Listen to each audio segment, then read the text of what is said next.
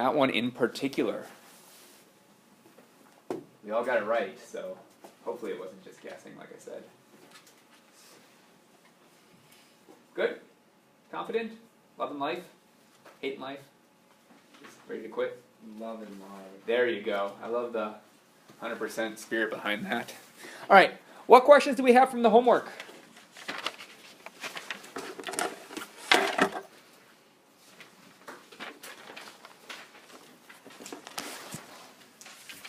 Lizzie. 27. So 23, 25, and 27 and 29 were almost the same problems. They were using those formulas in reverse. So I'm going to notice there's a whole bunch of tangents on there. I have tangent of pi over 12 plus tangent pi over 6. 1 minus tangent pi over 12 times tangent pi over 6. So in fact, I have tangent alpha plus tangent beta all over 1 minus tangent alpha times tangent beta. Which if we look at our property sheets, is going to equal this. Let me go ahead and put it up.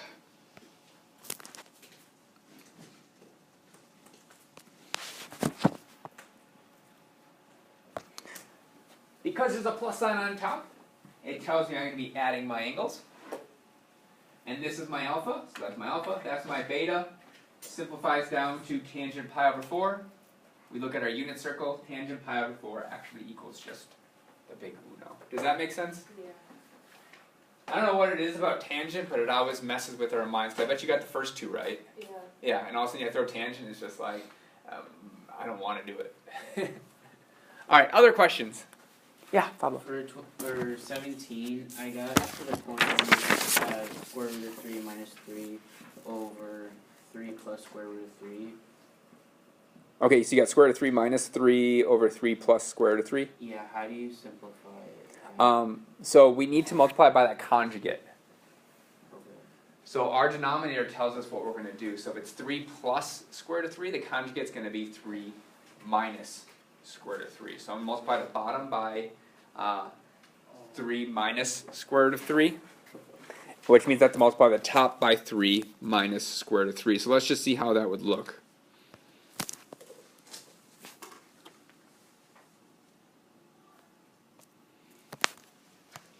So it looks something like this. You were here. Yeah. And then I just realized I need to multiply the conjugate, so I just changed this from an addition sign to kind of a minus sign. It almost looks like multiplication, but it's a minus sign.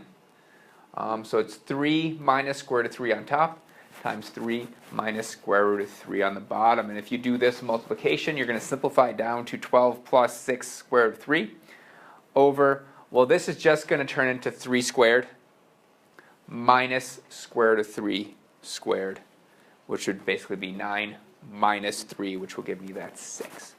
Okay. And we're actually going to do a full example in class just like this one.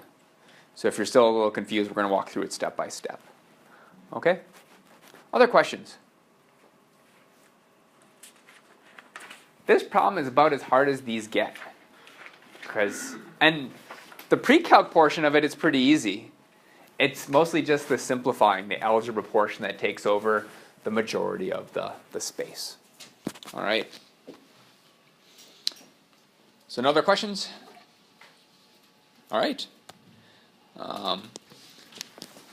Then we'll just go through these. These are pretty easy. All these are saying is express these two things and two angles either being added or subtracted.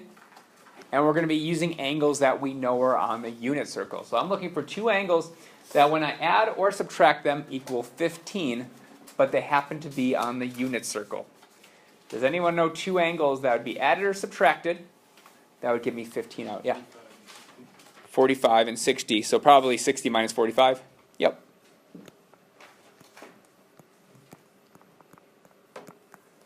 Or you might have did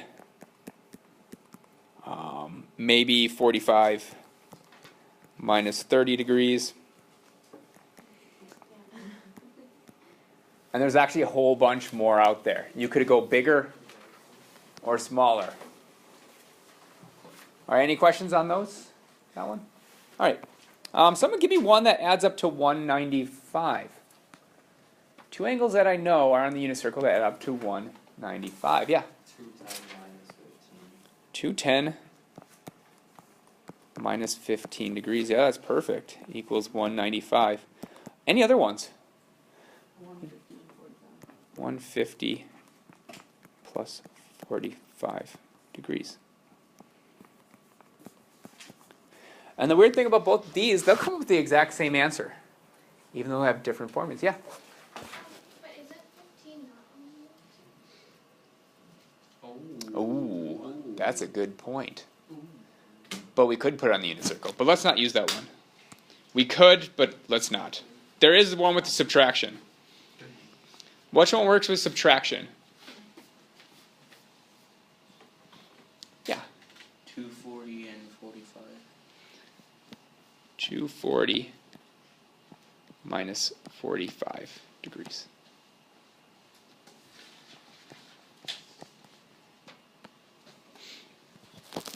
So there is ways around the 15 degrees because we could have broken it apart further, but it makes a really complicated problem. So yeah, just stick with the ones. And what would have happened if Will started doing that problem and he had 15, also need to find the sine of 15 degrees and be like, wait, I need to go back to the drawing board. And that will happen. You will pick two angles that you think are on the unit circle and then one of them won't be. And that just tells you to go back. Try it again. All right, but there's multiple possibilities for each of these. Each one's going to come up with the exact same answer, one simplified. What that means to you is when you check the answer guide, I might have used 150 plus 45 and you might have used this one. Just check to make sure our answers match up. At the end of the day, we have to have the exact same answer. Okay? So you can't just say, well, I used different numbers in the beginning. Doesn't matter. It's all going to simplify to the exact same thing. So next, we're going to do cosine of 7 pi over 12. Over 12 is kind of a big common theme between all of these.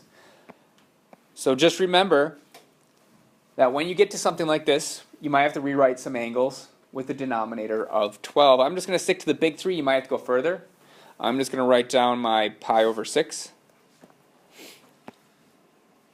And in fact, I'm going to move that over just a little bit more. I don't need the room, but you're going to on the homework. Pi over 6, pi over 4, and pi over 3. Rewriting the denominators, I would have 2 pi over 12 equals pi over 6. Pi over 4 equals 3 pi over 12. And finally, pi over 3 equals 4 pi over 12. Like I said, if none of those work, you might have to look at pi over 2. Or you might have to look at 2 pi over 3. You might have to keep bringing stuff in until you can see something that either adds or subtracts the work. Well, I'm looking at here, and I have 3 pi over 12 plus 4 pi over 12 equals 7 pi over 12. So I'm going to go ahead and break apart 7 pi over 12. So we'll rewrite this as cosine equals 3 pi over 12 plus 4 pi over 12. I don't expect you to write that step. It's just good to see, because that we can rewrite as just pi over 4 plus pi over 3.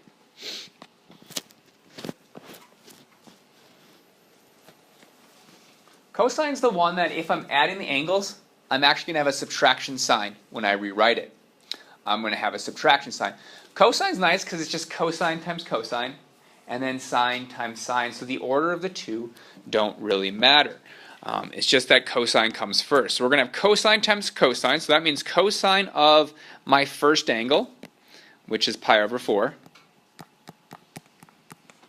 times cosine of my second angle, which is pi over 3,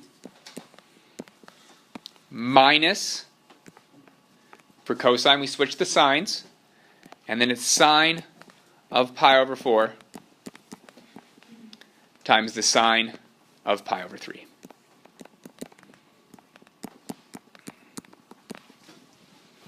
And you really shouldn't have to use your unit circle for these. You should basically know these, because you just got to figure out where it is on the unit circle. So at this stage, we should mostly have this stuff down, particularly pi over 4, because pi over 4 is that second tick mark. It goes pi over 6, pi over 4, pi over 3. So pi over 4 is that second tick mark, at which place sine and cosine are both square root of 2 over 2. So the cosine of pi over 4 is going to be square root of 2 over 2. The next one is cosine of pi over 3. Who knows the value of cosine of pi over 3? And you should be thinking about this in head, whether you're answering or not. But I would like someone to tell me what that is, because I completely forgot.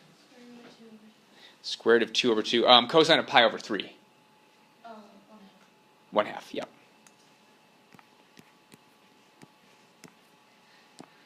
Minus, well, sine of pi over 4 is square root of 2 over 2. And since cosine of pi over 3 is 1/2, that must mean that sine of pi over 3 is going to be square root of 3 over 2. Doing our multiplications, and I multiply fractions, I multiply the numerator, and then I multiply the denominator. So I have square root of 2 times 1, which is just square root of 2. I have 2 times 2, which is 4. Minus square root of 2 times square root of 3 is square root of 6. All over 2 times 2, which is 4. Since I can't simplify either one of these fractions, I'm just going to push them together to simplify. So if this would be 4 times square root of 6, obviously I would cross those out. But since that's not possible, I just push them together to be square root of, is just going to be square root of 2 minus square root of 6 all over 4. Remember, feel free to get ahead of me because I'm explaining everything. If you're just like, I get what's going on, feel free to get ahead of me. And in fact, I always want you to at least be thinking about the next step. Whether you're actually doing it or not, think about what has to come next. What are our possible values? All right, our next one is tangent of negative 15. I need to break it apart into 2 angles that are in my unit circle. There's a ton of them out there. I'm just going to pick the smallest ones I can think of, and that would be tangent of 30 minus 45 degrees. Well, tangent is the one with fractions. All right, and the thing I look at with tangent is if I'm subtracting angles, I'm going to have a subtraction sign on top, and I'm going to have an addition sign on bottom. So subtraction will give me subtraction on top, addition on bottom. We just have to remember what the rest are. The good thing about tangent is it's just full of tangents. We don't have to worry about sine and cosine. So this is going to equal tangent of 30 degrees minus, since we have that minus size, tangent of 45 degrees all over 1 plus tangent of 30 degrees times tangent of 45 degrees.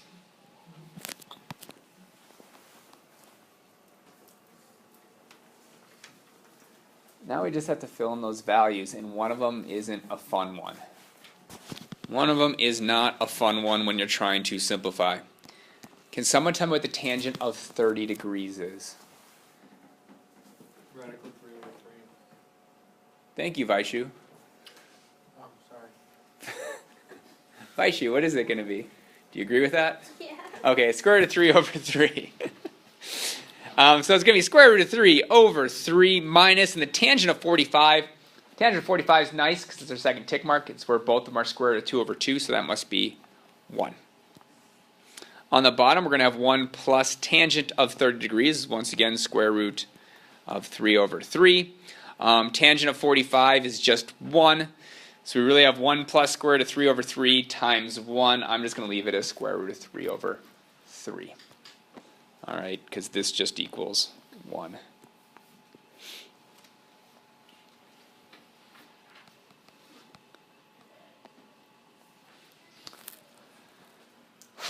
Hard way and an easy way to continue. The hard way is to try to get rid of your square root while it's still in fraction form. Because you might try doing 1 minus square root of 3 over 3. It will work. It's going to take a whole bunch of steps. And there's a good chance you're going to make mistakes with all the fractions that are going to be happening. So the easier way is, I don't want to deal with fractions over fractions. So I'm going to multiply both those fractions by a number that will get rid of the denominator. It just so happens that if I multiply the top and bottom by 3, I will get rid of both of these denominators. Sometimes it's not just 3. Sometimes you multiply by 4 or 6 or something that they're both go into. But this one's nice because I just have to multiply by 3. So I'll multiply the top by 3, which means I have to multiply the bottom by 3. Remember, you are distributing that 3 to each thing that's in the numerator and denominator. So that's going to leave me with square root of 3 over 3 times 3, which will be square root of 3, minus 3. All over 3 times 1 is 3, plus square root of 3. Now and only now that the fractions are gone, I'm going to multiply by the conjugate to get rid of my square root. So I'm going to multiply by 3 minus square root of 3 on the bottom. I'll multiply the top by 3 minus square root of 3 on top. That's going to equal, so what I always do, just to keep stuff straight, I'm going to take the square root of 3 and multiply it by 3, and I'll take the square root of 3 and multiply it by negative square root of 3. Then I'll take the negative 3 and distribute that as well. And what that's going to come out to is 3 square root of 3. Then I have square root of 3 times negative square root of 3, which will give me a negative 3. And then we have negative 3 times 3, which is minus 9. And then we have negative 3 times a negative square root of 3, which will be a positive 3 square root of 3.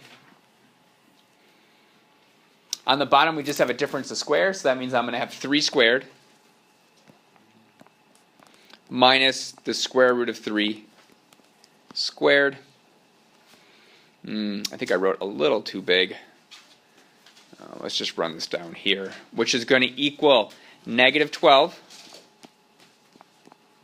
plus 6 square root of 3 all over, well, I'm going to try doing all this. This is 9 minus square root of 3 squared is 3, so it's 9 minus 3, which is going to be 6. And all this dividing by 6 means is I can see 12 goes into, or 6 goes into 12, 6 goes into 6. So I'm going to divide 6 by both of those items. And how I'm going to draw that so I know what you did is just put 2 arrows to it. And then I know exactly what you did. And so that's going to equal a negative 2 plus square root of 3. Or you could have written it as square root of 3 minus 2. I just want you to look at this. Look at the hardest part about this problem. It was simplifying, right? That should be the hardest part on these problems, is simplifying, and that's the algebra. I'm giving you most of your points for finding this. So if you're struggling simplifying, just know you're going to get most of your points for getting here. So really take your time going from here to here and here to here. So that's where you should spend the majority of your time if you're running out of time on your test. All right. In fact, if you're completely out of time, just do this step and move to the next problem if you just don't have time on the test, because this is the most important part. Obviously, you have a time. Make sure you get this because then you get your full points, but this is the meat and potatoes of it. This is just the gravy that goes on top. All right, any questions of what we just did? All right, then I want you to look at your homework really quick.